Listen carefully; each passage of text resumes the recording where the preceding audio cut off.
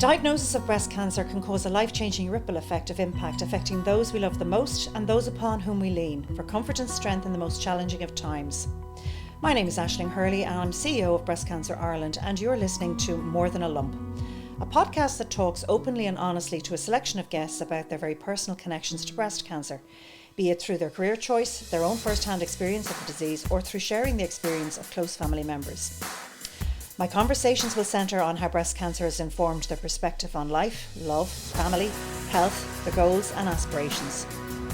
Although each story is utterly unique, the one common thread that runs through each one is that breast cancer is more than a lump. This episode of More Than a Lump is proudly supported by CarePlus Pharmacy. CarePlus is Ireland's leading community pharmacy brand, offering expert advice and services for a healthier and happier you. You can find your nearest CarePlus on careplus.ie or follow them on social media for daily health and wellness tips.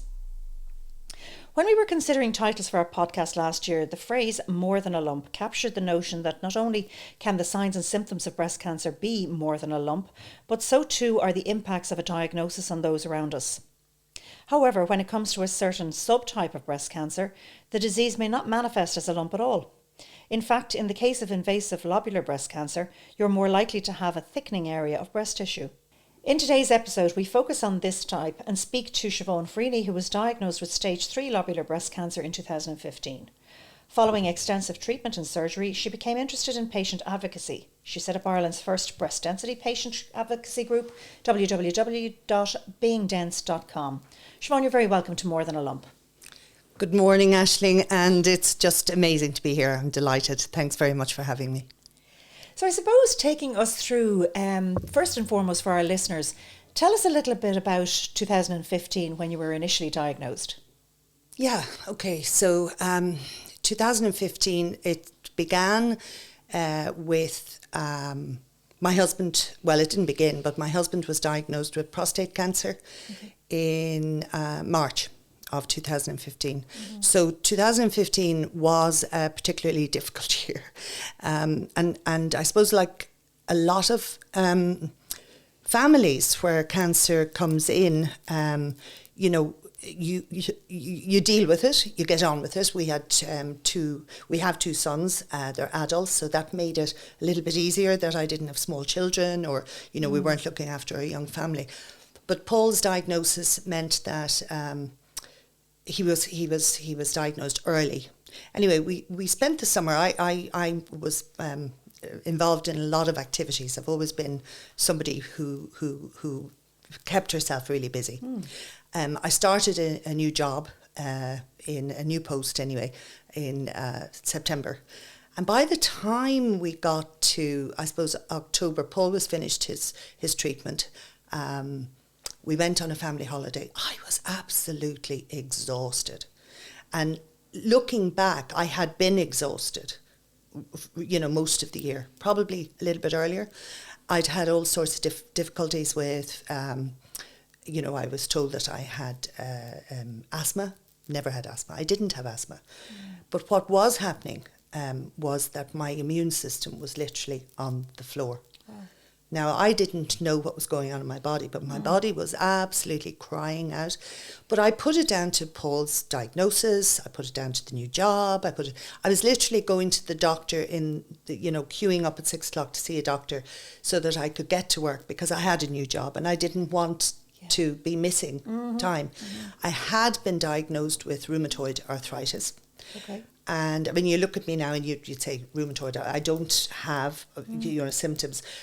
So there's a debate as to is it rheumatoid or is it another type? But there is an autoimmune something going on. Okay. So I blamed that. So and medically, I suppose that's what they were looking at. They weren't really looking at cancer at all. So conversation in work, sorry if this is a bit long-winded, but conversation in work with a colleague, she said her brother had just been diagnosed with cancer and, she had tears and I was in with her and I went, on the way home that day, I got into my car afterwards and on the way home I thought, do you know what, you really need to go and see what is wrong. And I had always had this area in my right breast. I'd had it checked, I'd had it biopsied, I'd had it. I started having mammograms in my 40s because I had friends who had breast cancer, some benign lumps, some with cancerous lumps. So, you know, I suppose as a thinking woman and as somebody who was in the lucky position where I had private healthcare, I was able to start my own screening early. Mm-hmm. So we had looked at benign breast lumps, and we had looked at cysts, and we had biopsied this area, and everything was fine. And then I was told, look, you don't need to be coming here to the hospital anymore. You're 50 now, you can go to breast check. So that's what I did. Signed up for breast check. And prior to my diagnosis, I'd had 4 clear mammograms, the most recent one being in June. Mm-hmm. So as I was going to the doctor now, you know, in December, I've the new job and all the rest of it, 2015, I wanted to check it out, but I absolutely didn't believe there could be anything wrong. Clear mammogram, you're hanging on to that. So I deliberately didn't go to the GP I had always gone to. I thought I'll get a fresh pair of eyes, fresh pair of ears. So I went to a doctor who wouldn't necessarily know me within the practice. Mm-hmm. And I said, look, I don't want a mammogram. I want an ultrasound. I want the next level to look at this. So that's what we did. And so 2 weeks later, I was in the triple assessment in St. Vincent's, which is excellent. You know, it's one of the centres of excellence for breast cancer. And I was seen very quickly, and I was ushered from the mammogram to the ultrasound, and then you have the best part about the triple assessment is somebody puts their hands, you get a manual breast exam from a surgeon. And I think I knew. I was reading faces and eyes, and, you know, nurses trying not to meet me head on with their gaze, you know. So, I was told that, well, I actually wasn't told immediately. I was just told that they had done a biopsy, or they wanted to do a biopsy. So, and they're having the biopsy done, and there was 1 click, 2 clicks, 3 clicks, and I thought, well, that's fine. And then into the axilla, and there were 4 more. Okay. And I knew then, I mean, the tears were rolling down my face, because they're not doing 7 biopsies, you know, for no reason. Yeah. Mm-hmm. So, look, the term cancer didn't come up, but I remember saying to the surgeon, could it be benign? And he said, not unless you're extremely lucky and having a huge cyst. The word huge. Okay. Huge cyst. So I came home thinking it's huge. I was pretty much on the money. It turned out to be a 7 centimetre lobular breast cancer tumour. Wow. My goodness. So there you go. And just to explain to our listeners the difference, because I do understand with invasive lobular carcinoma that it is more than a lump. It is not a lump. It sometimes not present as a lump. So how would you know? Look at it. That's why I was so. When I saw these podcasts coming out, so I have to say, Aisling, I just thought, oh my God, you know, I use the expression, not just a lump, and here you are, more than a lump, and I thought this is perfect for lobular. So I can't believe that we're actually doing this now. It's wonderful. How would you know? So the classic warning signs for breast cancer, and all the education that has been for women, and all the awareness talk about the lump. You know, and I remember having a cyst in my left breast, which nothing to do with cancer, but I remember it was that little pea-shaped nodule. I was in the shower, you know, I found it in the classic way. I went and had it biopsied. There was nothing there. This is different. This can be, and more often than not, it presents as a kind of a thickening. You know, that you have this palpable area. And unfortunately, prior to research, you know, the type of research that we have now, we'll talk about that later, but unfortunately, it wasn't actually being picked up because it's incredibly hard to see on standard mammography. It grows in a different way to ductal breast cancer. So ductal does form that lump. Lobular, quite often, most often, not quite often, most often doesn't form a lump because it lacks a protein called ecadherin. Okay. Now that's a scientific term, so we Sure. don't necessarily have to go into it, but that's it. That's why, and that's what research is all about. So it lacks this ecadherin, so that's the protein that binds the cancer cells together. So they're not coming together. Yes, exactly. So there's no, it's like the glue. Yeah, they're free floating. They are, yeah. They're growing in single line. file. Yeah. Okay. So that is very hard. But I suppose signs and symptoms that we always talk about, fatigue is one never to put aside. You know, you do have to understand that if you are experiencing, you know, enormous fatigue that is not really relatable to anything. I mean, I know you said, well, work and your husband and everything, that you could take that as being, well, of course you're going to be really exhausted from all of this, running around, new job, you know, looking after him, etc. But really people do need to be very, very aware. Yeah, I think, you know, as women as well, because we are the people that a lot of the responsibilities fall to, okay? Sure. Whether you're working or not working. You know, a lot of women have small kids, young families. You know, if you're a stay-at-home mom, you know, but your life is just busy. Yes. My life was busy. And I, you know, you make excuses. Women make excuses. We shouldn't, but we do. And that's life. But I think your gut feeling, I think you listen to your gut. And I was trying to have my right breast looked at. I did everything that I possibly could. I had it checked. I went to the doctor time and time again. You know, I took the evening primrose oil, which they told me would help. You know, I went, it was biopsied 5 years earlier. And I mean, I had no way of knowing that this thickening or these cysts or whatever, you know, were there. And I you know, like I said, I turned up, I told people, I said, you know, I have this palpable area.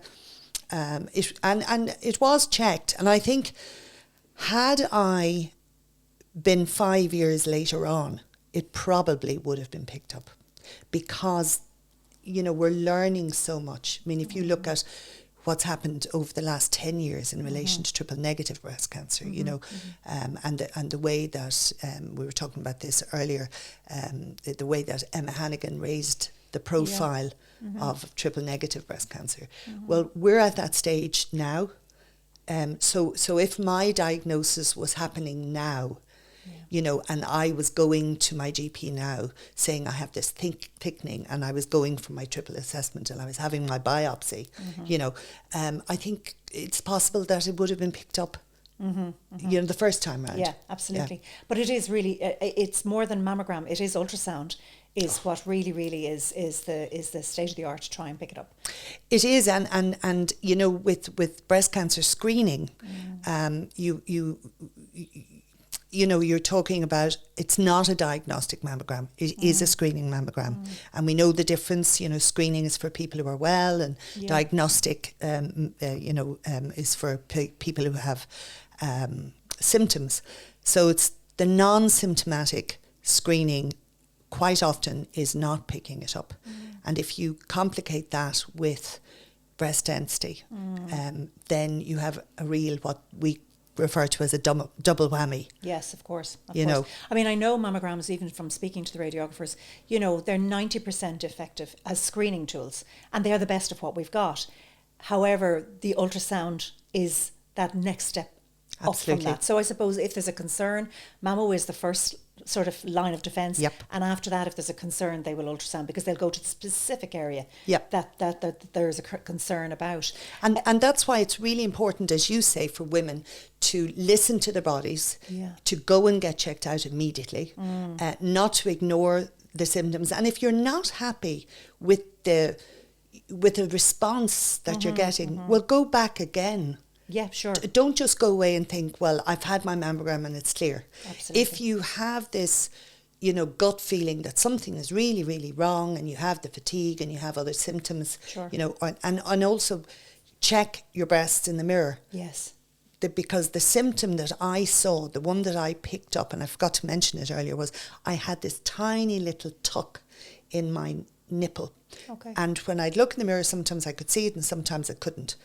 And I wasn't even checking in the mirror. I didn't, subconsciously I was, but I didn't realise we just happened to have a huge mirror in the bathroom. So when I'd be drying myself over toweling or whatever, and I just happened to pick it up. I looked down one day and there it was.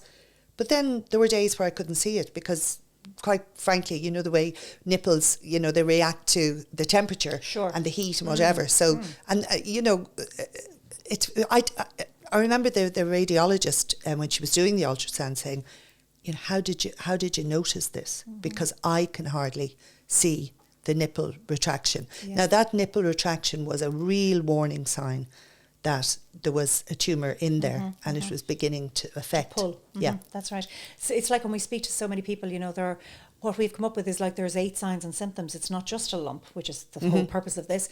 But, you know, you can have an inverted nipple. You can have breasts that are, one can be slightly bigger than the other, slightly lower than the other. That's right. So it is very important, as you say, to check in the mirror to see if there's any sort of difference, if you like. Yeah, we tell women all the time to feel and how to feel with the tips and with your fingers and all that. But it's as important to get to know what they look like. Absolutely. You know. Absolutely. And I wouldn't have seen the inverted nipple other than I was, you know, as I said, checked in the mirror and thought, what's that? Yeah. You know. No, absolutely. And I know you say, you know, that you were going and having your own mammograms done from an early age, and that's great. And a lot of people say, you know, oh, I'd love the screening process with breast check to be much lower at a lower age. And I've often said yes and no. And the reason no is because in a younger woman in their 30s and 40s, your breast tissue is still very active, so it's white, and cancer shows up white. So white on white is very hard to detect. As we get older, into your 70s, 80s and onwards, it gets greyer and into black. It's easier to pick up.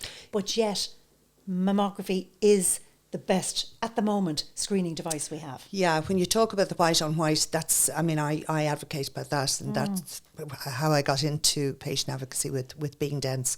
So being dense is just something we came up with as a family, and it was a kind of a cathartic process. I just thought, well, you know, I didn't even know if it applied to me. I just found out about it, you know, and I realised that women really in Ireland are not getting the information on that. Women in Europe indeed, but so it's breast density, and there's 4 categories of density, and you're quite right, Aisling. Younger women are biologically going to have dense tissue. Okay. And the old... And just explain that to me though. Dense tissue. What exactly is that? So it's the amount of fibroglandular tissue in a woman's breast, and it's perfectly normal. So breast density is normal breast tissue. Okay. So it's just there are variations on the amount of density in a woman's breast. Okay. So younger women will have dense breasts, and you're right, as the woman goes older or grows older and goes through menopause, the amount of tissue can decrease. But it doesn't always. Okay. Now, it was thought that it did, and I think that was, I can't be sure about this, but I think it was one of the reasons that screening began at 50. Okay. Because there you have your cutoff for menopause, and so the women's breasts are less likely to be dense over 50. Okay. However, I've had all my mammograms looked at, because it's important that I know what I'm talking about when I'm talking. Sure. And my breast density, say from the age of 44, I had a mammogram again at 46, and then my mammogram and biopsy at 50. And so when I had those checked back retrospectively, my density didn't change. My density remained the same. So I'm one of those women, and there are 40% of us out there. Okay. So for 40% of women, your breast density won't change. If you're dense at 50, you're likely to retain that density. Okay. Yeah. If you're dense at 48, you know, and I know that we can't screen all women, but what I would be advocating for, along with the European Society of Breast Imaging now, they've issued recommendations, is that all women would be told what their breast density is. Okay. So if you have, there's 4 categories. We'll just, if you want me to run through them very quickly. Yeah. So there's category A to D. We try to suggest that it's not measured in 1 to 4. it's more easy if you're using the BIRADS method, which is developed by the American Cancer Society, American Society of Radiology, right? So they BIRADS. So category A is mostly fatty. So that's the grey, image that you're talking about. So if a small cancer, as you quite rightly said, it pops up as white. Sure. That's what they see. A tiny little bright area on a mammogram is likely to need further investigation with ultrasound, maybe MRI.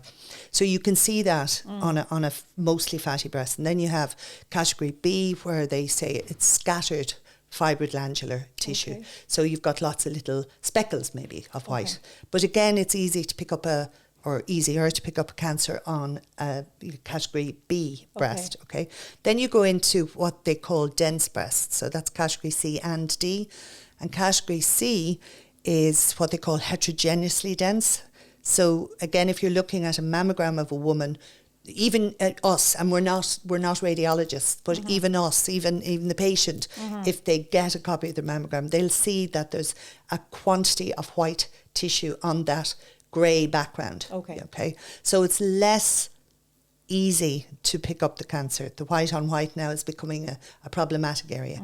And then that's for, we would say about 50% of the breast is dense. Okay. And then you go into the extremely dense category, where it's between 50% and 75% dense. So now you've got it's like what they call looking for a snowball in a snowstorm. Yeah. Now I know that's used and overused, but it's a really good way to describe it. Absolutely. You are looking for that snowball in a snowstorm as a radiologist now, and I must keep saying I'm not a radiologist, sure, but I've talked about it, I've learned about it, I've a fair decent bank of knowledge now. And then if you put so I was that woman with extremely dense breasts. I didn't know it. It took me years to find out, and it wasn't for the want of asking. I asked repeatedly, even after my diagnosis. I was saying, look, can you tell me if I've got dense breasts? Can you tell me if that, is that why the lobular tumour wasn't picked up? Is that why I ended up with a 7 centimetre tumour? Is that why I had a clear mammogram in June? So all of those questions, they're really relevant questions. Absolutely. And we have to keep on asking them. Because can I just interrupt? Can I just ask you, so you were in your 40s, what made you decide? Was it because you had friends and people who were, being diagnosed with breast cancer that you just thought, look, there was nothing in the family? I'll tell you exactly what it was. No, there's no breast cancer in my family. And there are cancers. Yeah. I mean, my maternal grandmother had lung cancer. Okay. She never smoked or drank. She lived, on a small farm, and they ate organic food, and they had their own eggs and chickens and everything else. So, really healthy lifestyle.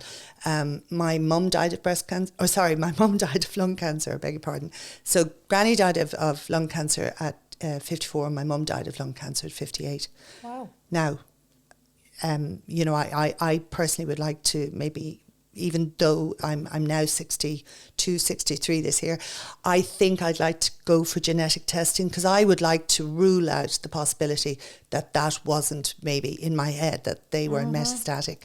They could have been, who knows? They could have been. And it's interesting you say that, because I had a conversation with an oncologist, because my mother was 70s, she was in her 70s when she was diagnosed, and her tumour was so tiny, even the radiographer thought, oh my goodness, I can't believe we've actually caught this so early. Now, she had lumpectomy and radiotherapy, and that was fine.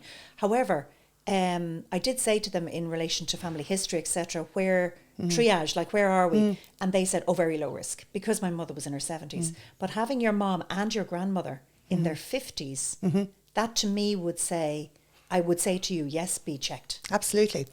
Just check it from an interest point of view. Oh, I mean, I'm hugely interested in that aspect of it. And it is quite possible. I mean, my grandmother's time, nobody was looking at breasts or checking breasts, No, they were well hidden away. And in my mother's time, you certainly weren't encouraged to feel your breasts. I mean, that was a sin. Absolutely. So, absolutely. And it was all about, if it's not bothering me, I'm not going looking for trouble. Absolutely. So, we are a nation of that. Yeah. And tell me then, so treatment-wise, was your treatment similar to other subtype cancer treatments, as in surgery, chemotherapy, radiation therapy? Yeah, treatment-wise, it was, to the best of my knowledge, and we don't have personalised treatments for lobular. That's why research is so important, Okay. and we're getting to that stage. But it would have been treated more or less the same. I had what they call dose-dense chemotherapy, so that's every 2 weeks, not 3 weeks. A little bit harder on your system, I think, but very manageable. I got through it and out the other end. I had the axillary nodes cleared, 42 nodes. Now, we all have a different number of nodes. Who knew that? I didn't know that, So I happen to have 42, but you might only have 24 or 28, it's just whatever. So they had that done. But I do remember clearly being told that there would be unequivocally, that word, unequivocally, going to be a mastectomy. And I really couldn't get my head around that. I really couldn't, because I kept saying, but how has this happened when I have gone? Yeah. I've never missed a mammogram, I never missed a breast check. I always followed up on my symptoms. So how have I ended up here now? And it wasn't a poor me thing. It wasn't like why have I developed breast cancer?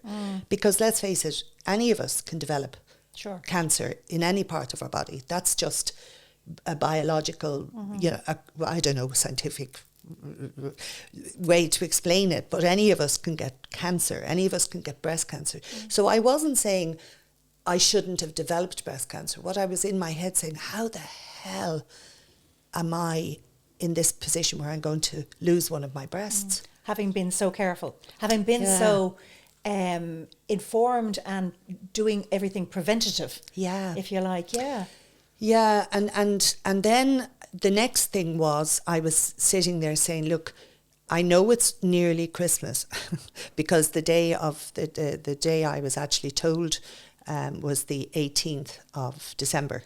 So, and I was told very quickly. I mean, I only had to wait a week for the results and whatever. But I just said to them, well, look, get me in, get it done and get me out. And then it was, well, unfortunately, we can't do that because we're going to do chemotherapy before your mastectomy. Tell me about the standard treatment of care for your subtype. Is it surgery, chemo, radiation therapy, or how does it evolve? Okay, so research is now informing the clinical side of things, but I think the clinical end has to catch up on the research. Okay. So traditionally it would have been chemotherapy to shrink the tumour, and then surgery and then radiotherapy. But what we now know is that most lobular breast cancers are estrogen positive, so it's been fueled. The tumour growth has been fueled by the woman's level of estrogen hormones. Yeah, so that is the most effective treatment. Okay, so sometimes women can avoid chemotherapy, but it's not. That's really getting into an area where you're talking about personalised treatment, and we're getting better at that. Yes, exactly.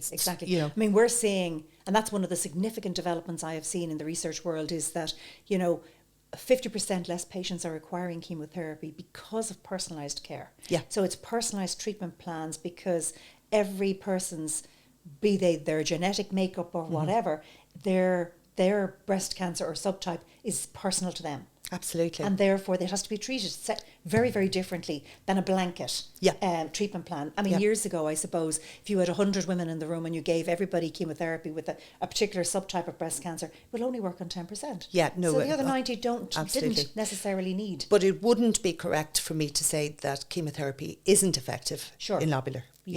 Because but it's less effective. I think that's fair to say. Okay. That it's clearly less effective in lobular breast cancer treatment. And I think what I've heard and what I understand over the years is, that chemotherapy has been there in the past to shrink the tumour, so that to operate is more effective. Because I think if we operate ahead of shrinking, we have it's a bit like, and we had a laugh about this about Ginny Joe's, you know, this where the tumour, you go 1 o'clock, 2 o'clock, it can disperse and hide. And hide in areas, and that's when we have another problem where it can then go on and affect other organs. Well, you've just hit on a really good point, because lobular breast cancer grows in the single cell line. Yes. So it's more likely, first of all, to be picked up late because we don't have the level of imaging, the level of screening that's appropriate to pick up. On lobular tumours, it's harder to see. So by the time it's diagnosed, it can be quite a big tumour. I mean, a woman can be carrying an 11 and 12 centimetre lobular tumour. It's not unusual. Wow. Mine was 7 centimetres, you know. So, and it's because of that single cell, the way it grows, it's more likely to be dispersed throughout the breast. And that's the pity. You know, that's why research is telling us that we need better screening. Yeah. And that's come out in a new study from the States. You know, they're clearly saying lobular breast cancer is a unique, it's its own entity. It's you know, it's not uncommon. It is common. Sure. It's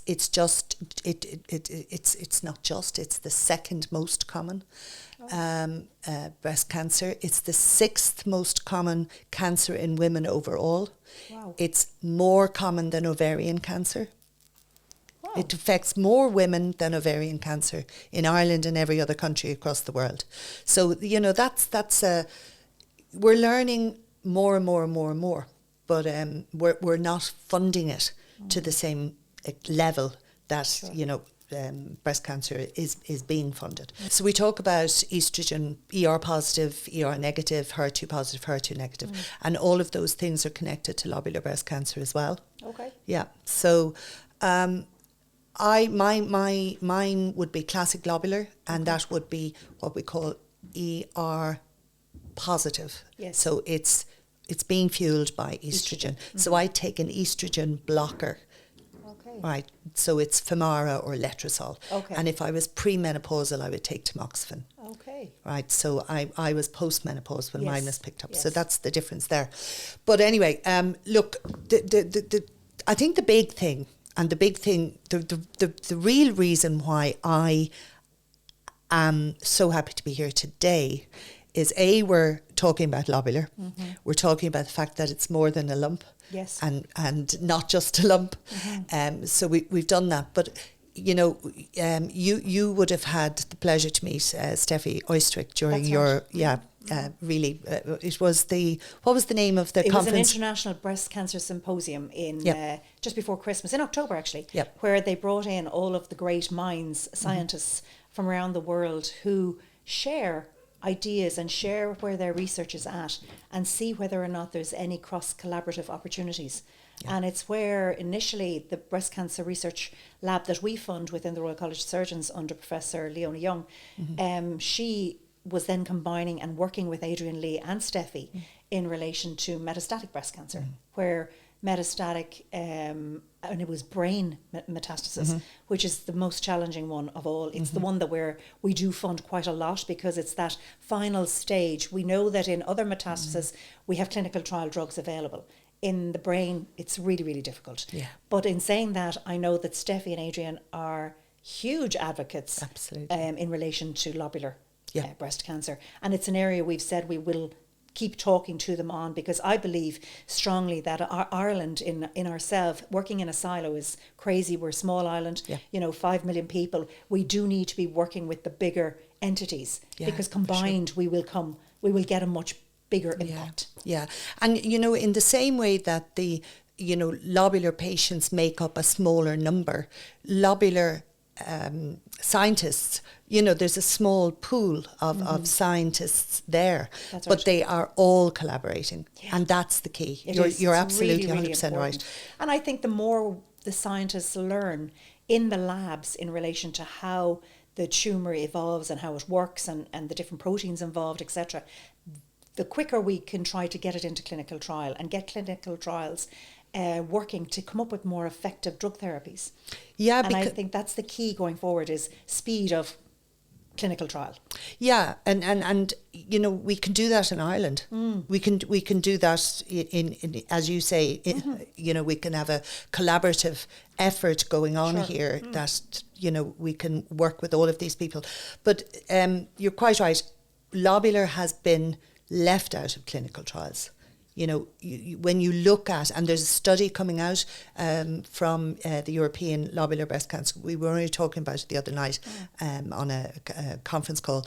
So they're going to, Karen Van Balen and Christine Desmond, they're working within the ELBCC, and they work out of Leuven.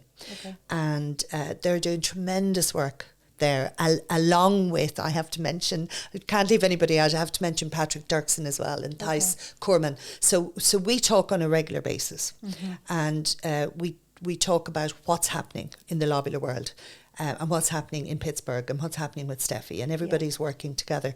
So they're going to present a poster at ESMO, highlighting the lack of clinical trials for lobular, right? And we talked the other night again about where we are in relation to funding and what we need to do in order to get funding. So we, you know, if lobular represents 15% of breast cancer in women, well then ought we to be looking for 15% of the funding to research it? And we need to put out a call for lobular breast cancer funding for research. It's critical, really. You know, and now's the time. Sure. You know, it's the right time. The science is there, and the research is there, and the collaborations are there, and there's you can feel the shift. It kind of gives me a little bit of a, you know, I'm getting the buzz out of it, but you know, the hair stands at the back of my neck, because when I was diagnosed, there was nothing about lobular breast cancer. But it just shows how far things have evolved, which is great. But as you say, it does need that next step. Yep. We can't stand still. We just need to keep investing. We need to invest full stop in lobular, because we do invest in triple negative, we do invest in HER2, we do invest in other subtypes. But I hear what you're saying is that investment is needed in the lobular arena, for 100%, and I'm so happy to hear you saying that. Well, Siobhan, thank you so much for joining me today on More Than a Lump. I do think that people will be intrigued, and they will get a better understanding of the lobular subtype, and if they need to learn more about it, they contact www.beingdense.com. Well, in terms of that's my other hat. So so that's the hat I wear when I'm talking about breast density, which is equally important for women. But for lobular, it's www.lobularbreastcancer Ireland. Okay, perfect. Yeah. That's or Lobular Ireland. In fact, Lobular Ireland. Yeah. Okay. This episode of More Than a Lump is proudly supported by Care Plus Pharmacy. Care Plus is Ireland's leading community pharmacy brand, offering expert advice and services for a healthier and happier you. You can find your nearest Care Plus on careplus.ie, or follow them on social media for daily health and wellness tips.